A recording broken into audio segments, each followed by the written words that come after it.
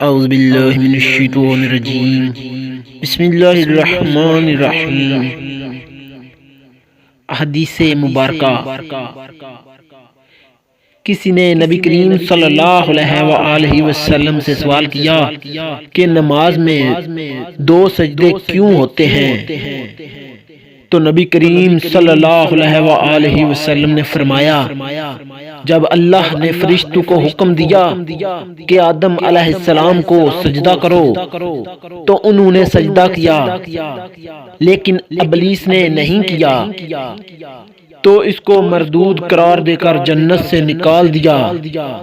ابلیس کی یہ حالت دیکھ کر فرشتوں نے سجدہ شکر ادا کیا اور کہا، اے اللہ، تیرا شکر ہے، تو نے ہمیں اپنا حکم بجا لانے اور اپنی عبادت کرنے کی توفیق عطا فرمائی۔ وہ 2 سجدے آج تک نماز میں ادا کیے جا رہے ہیں۔ سجدہ نمبر 1 سجدہ حکم اور سجدہ نمبر 2 سجدہ شکر۔